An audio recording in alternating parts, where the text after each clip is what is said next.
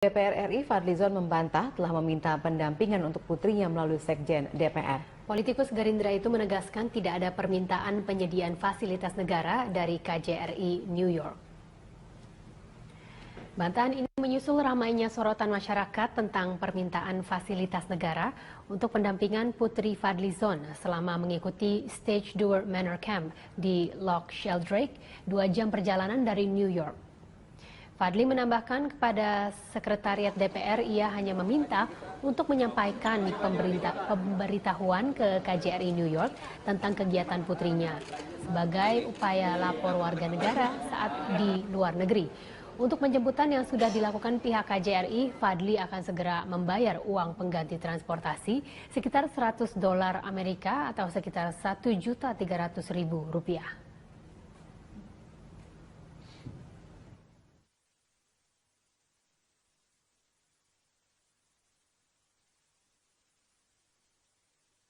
Bahwa saya tidak pernah meminta baik lisan maupun tertulis untuk pihak kesekjenan. Saya sendiri sampai sekarang belum pernah melihat fisik dari surat tersebut untuk meminta fasilitas negara dan tidak ada fasilitas yang digunakan. Kalaupun ada ternyata atas inisiatif dari staf saya melaporkan, ya, karena saya memang menyampaikan secara lisan, laporkan bahwa ada kegiatan selama 1 bulan di New York, itu sebagai bentuk, karena kan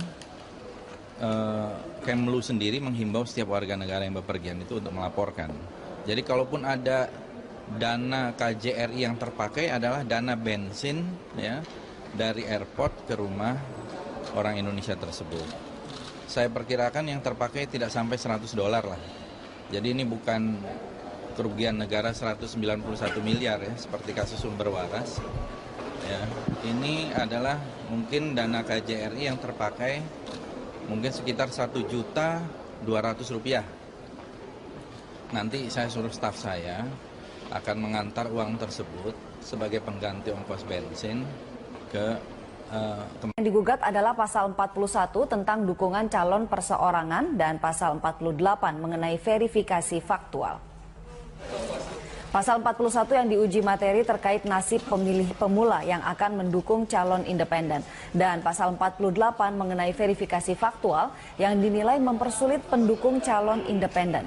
Koordinator tim teman Ahok, Andi Syafrani, mengatakan pasal-pasal yang digugat sangat merugikan pemilih pemula yang merupakan pendukung calon independen. Dalam pasal 41, pendukung calon independen selain harus berumur 18 tahun atau harus terdaftar di daftar pemilih tetap sebelumnya. Sementara pada pasal 48, verifikasi faktual dianggap menyulitkan, yakni waktu yang hanya 3 hari untuk memverifikasi faktual pendukung independen.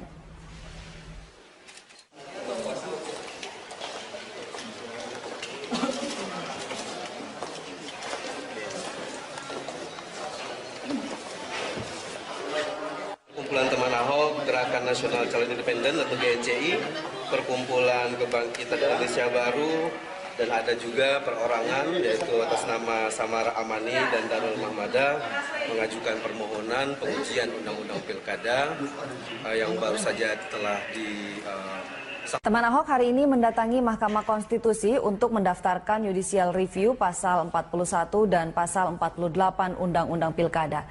Bersama teman Ahok, sejumlah elemen kemasyarakatan juga ikut mendukung judicial review ini. Teman Ahok bersama sejumlah elemen masyarakat mengajukan gugatan judicial review ke Mahkamah Konstitusi terkait revisi Undang-Undang Pilkada. Yang dipersoalkan adalah pasal 41 dan 48 Undang-Undang Pilkada. Pendamping ahli teman Ahok, I Gusti Putu Arte, mempertanyakan urgensi pemaksaan waktu 3 hari dalam verifikasi faktual calon perseorangan yang diatur dalam pasal 48 Undang-Undang Pilkada dan tengah 3 hari untuk warga yang tidak bertemu petugas verifikasi faktual melapor ke panitia pemungutan suara dianggap janggal. 3 hari itu. Mau fiktif mau tidak fiktif, ini adalah soal metode bagaimana kemudian verifikator diberi keluasan ke lapangan. Itu poinnya. Jadi tidak ada hubungannya, oh gara-gara karena banyak fiktif lalu dikunci 3 hari, nggak ada. Artinya sebenarnya tetap bisa, tapi dengan jangka waktu yang lebih panjang. Ya, tetapi 3 hari ini ditambah lagi kemudian kalau tidak bisa ditemui, kemudian dinyatakan gugur, dan Mas Hadar tadi sudah mengatakan kalau kemudian secara kolektif sudah dikumpulkan, lalu tidak bisa datang, masih ada waktu ternyata masa verifikasi, masih boleh lagi datang ke KPPS, tidak langsung gugur. Senada dengan Putu Arte, pengamat politik carta politik, Yunarto Wijaya juga beranggapan dengan disahkannya pasal 41 dan pasal 48 Undang-Undang Pilkada ini, semakin jelaslah terlihat keinginan dari DPR. Mana sejarah jalur perseorangan ini tanda kutip seakan-akan tidak ikhlas diterima oleh DPR karena aturan yang semakin memberatkan. Saya pun sebelum berbicara mengenai verifikasi faktual termasuk yang menolak naiknya angka ambang batas bagi dukungan jalur perseorangan.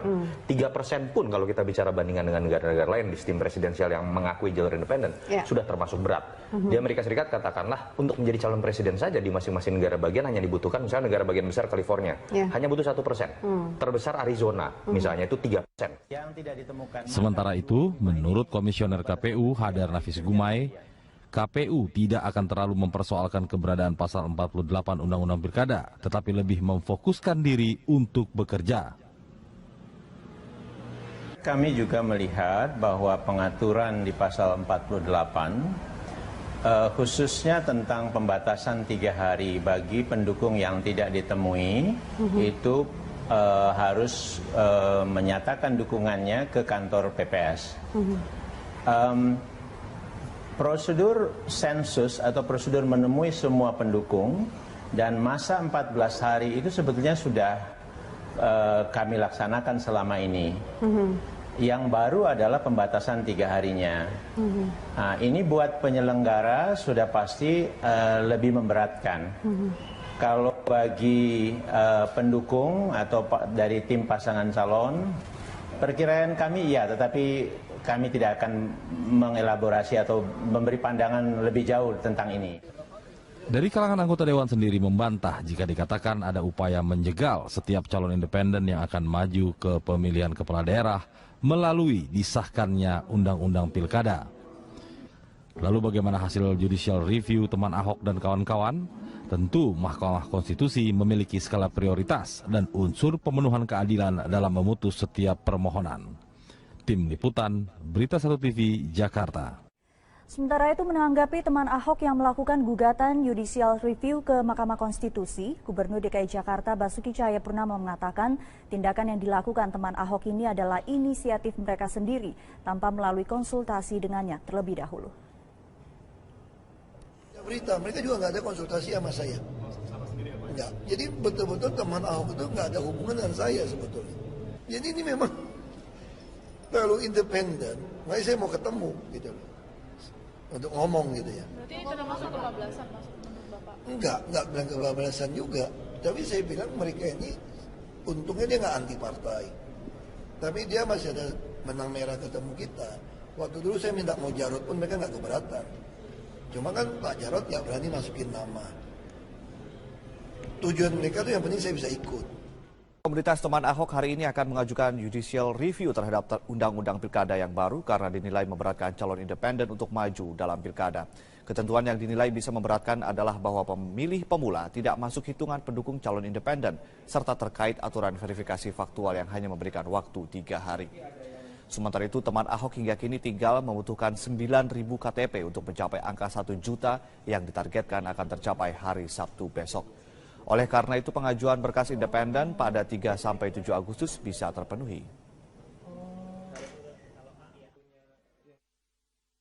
Kita sedang menyiapkan proses verifikasi faktual ya, dari mulai administrasi, terus penggandaan, sampai menyiapkan relawan untuk verifikasi faktual nanti di lapangan. Itu yang paling penting.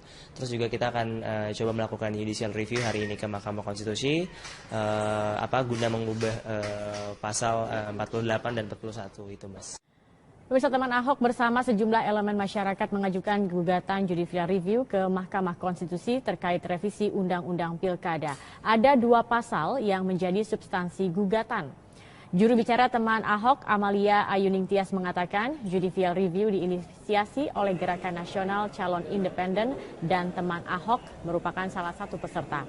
Substansi yang digugat adalah pasal 41 dan 48 karena pemilih pemula dan pemilih pendatang berpotensi kehilangan hak mendukung calon independen sebab mereka tidak masuk dalam daftar pemilih tetap sebelumnya. Poin kedua adalah batas waktu verifikasi faktual yang hanya 3 hari dan tertutupnya KPU soal jumlah suara pendukung gugur serta berhasil. Menurut Amalia, kedatangan teman Ahok tidak dikonsultasikan terlebih dahulu dengan Ahok. Amalia mengatakan teman Ahok sudah biasa bergerak sendiri. Kegiatan kita tidak pernah berkonsultasi langsung dengan Pak Ahok karena memang jalur komunikasinya juga sangat terbatas. Kita kan tergerak untuk ikut ini karena memang revisi undang-undang yang ada saat ini memang sudah dalam tahap menyulitkan bagi calon perseorangan gitu karena memang syaratnya yang sangat berat dan ini tidak hanya kita bicara soal Jakarta aja. Ini juga pasti akan memberatkan bagi teman-teman di daerah-daerah lain yang sedang sama-sama seperti kami mengajukan calon perseorangan gitu.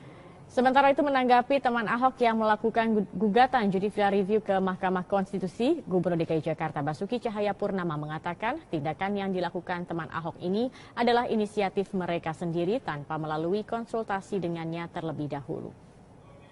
Saya baca berita, mereka juga nggak ada konsultasi sama saya.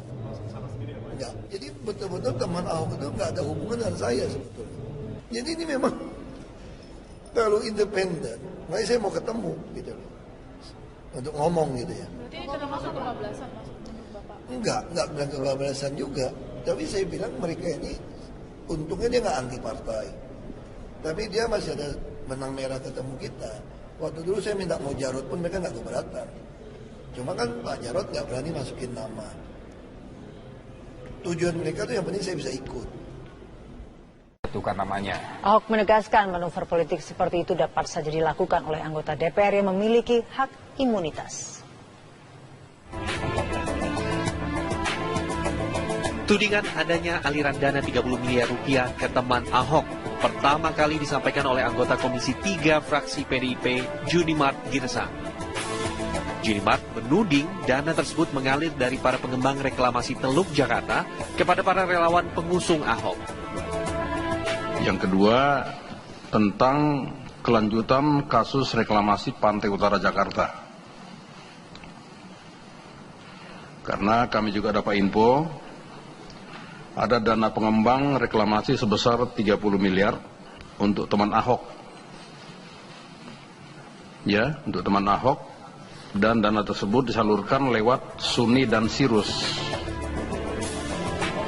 Apa yang dituduhkan oleh Junimart pun mendapat reaksi dari Ahok. Ahok menilai tudingan tersebut merupakan manuver politik untuk menjatuhkan dirinya. Terlebih pernyataan tersebut dilontarkan anggota DPR yang memiliki hak imunitas. Anggota DPR itu enak banget tau nggak? Dia ngomong apa saja yang diomongin di dalam forum, dia mempunyai hak imunitas. Nggak bisa dituntut, nggak bisa digugat. Ini bisa jadi main politik nih, membangkitkan sumber waras sudah gagal, ngecap saya, orang kan karakter tau gak? Makanya saya bilang, ini aja untungnya dia anggota DPR, nggak bisa gugat, dia punya hak imunitas, ngomong di forum. Walaupun itu secara politik, menurut saya itu jahat. Hak imunitas yang dimaksud oleh Ahok tercantum dalam Undang-Undang Nomor 17 Tahun 2014 mengenai MP3. Dalam pasal 224 ayat 1 dan 2 tercantum klausul mengenai anggota DPR yang tak dapat dituntut karena membuat pernyataan, baik di dalam rapat DPR dan di luar rapat DPR. Dengan munculnya tudingan tersebut, teman Ahok telah membantah mendapatkan 30 miliar rupiah. Kalau dari kami tegas, kami tidak menerima anggaran apapun selain dari penjualan merchandise. Yang pertama, terus juga kami siap diselidiki apabila memang KPK dalam hal ini akan menyelidiki kami. Relawan teman Ahok juga menegaskan tudingan yang dilontarkan merupakan sebuah fitnah. TV One mengabarkan. Sementara itu CEO Sirius Network Hasan Nasbi menolak berkomentar soal tudingan aliran dana 30 miliar rupiah untuk teman Ahok. Hasan menyatakan teman Ahok memperoleh pinjaman modal 500 juta rupiah dari dirinya untuk modal operasional. Pimpinan yang terhormat. Tudingan politisi PDIP Junimart Girsang soal aliran dana 30 miliar rupiah untuk teman Ahok terus menjadi bola liar. Info adanya dana yang berasal dari pengembang proyek reklamasi Teluk Jakarta itu diungkapkan dalam rapat Komisi 3 DPR RI dengan KPK pada hari Rabu lalu. Ada dana pengembang reklamasi sebesar 30 miliar untuk teman Ahok. Ia menyatakan dana itu diberikan melalui Sirius Network dan staf khusus Gubernur DKI Jakarta Suni Tanuwijaya. Namun, CEO Sirius Network yang juga salah satu pendiri teman Ahok, Hasan Nasbi, menolak berkomentar soal tudingan Junimart. Ia hanya menyatakan teman Ahok mendapatkan modal awal 500 juta dari dirinya. Yang itu kan modal awal aja. Modal awal kan orang mau set up organisasi butuh modal awal. Ya kita kasih lah modal awal. Awalnya kita kasih, tapi habis itu mereka kembalikan bertahap. Gitu, mereka nggak enak kali. Awalnya sih kita kasih. Tapi akhirnya sistem pengembaliannya itu seperti apa tuh Pak? Enggak, udah dicicil aja. Jadi waktu itu mereka udah mulai punya duit, mereka kembalikan. Hasan menjelaskan dana itu berasal dari sumbangan teman-temannya. Setelah teman Ahok bisa beroperasional, dana itu sempat dikembalikan. Namun akhirnya dikembalikan ke teman Ahok dengan cara digunakan untuk membeli souvenir. Dari Jakarta, Ramon Ardians, Muhammad Ishak, TV One mengabarkan.